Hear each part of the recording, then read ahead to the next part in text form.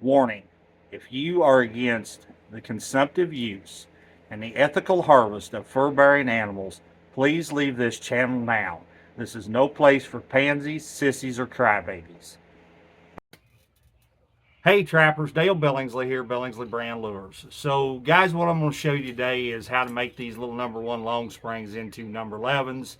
There's not much to it. It's pretty easy really. You don't need a vise, you don't need C-clamps, anything like that. These jaws are soft malleable steel, so all you need is a big screwdriver and a pair of pliers, and you can make these into number 11s pretty quick and easy like. So let's get things set up here and we'll get started. All right, so the first thing you need to know is it's going to take 2 of these number 1s to make 1 trap. Of course, you've got to have the extra spring to put on. So if you've got traps laying around that are no good, maybe missing pieces, parts, or you pick up some junk stuff somewhere along the line, it's pretty easy to turn them into number 11s. The other thing you need to know, there are 2 different styles of number 1s. There's this style where this offside is straight up and down, and then there's the other style where this is more rounded. Okay, they work better if you can get this side straight up and down. Now the other style will work. It's just not as handy, I guess, so to say. So, and not only that, but there's 2 different styles with the springs too. There's the long spring and then there's the shorter spring. This one actually happens to be a long spring style with this style of jaw. You don't see these very often. It's kind of an old antiquer, but we're gonna turn it into a number 11 here. So the first thing you do is just open the jaws up a little bit, stick that big screwdriver in there, and pop those jaws out. All right.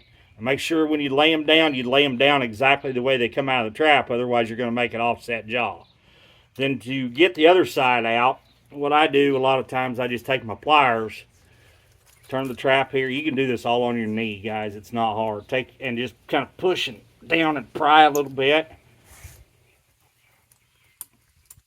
and get it out of that hole, and then just kind of work it over off of the frame until you can get it popped up out of there. Okay, then lay that thing down just the way it come out. Now the thing you need to remember, or need to know actually, on these springs, you've got a small hole and then you've got a larger hole in the spring. The small hole goes on the frame. Okay, this one doesn't even want to do it. Doesn't even want to fit on this frame.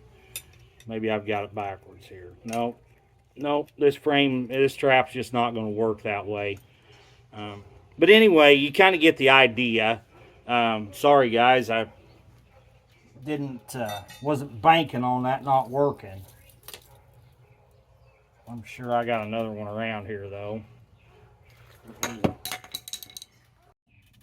Alright, so here we are, we're back in business again. So, take our spring here and put it on.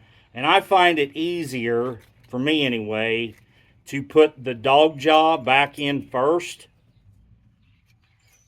I don't know that it makes much of a difference to anybody and everybody, but it sure does to me. So, all you do is just do everything that you just did to take the trap apart. You just do it in reverse. Take your pliers, lay the trap down here, make sure everything's squared up and equal. A little pressure. Pop that jaw right back in where it goes, just like so.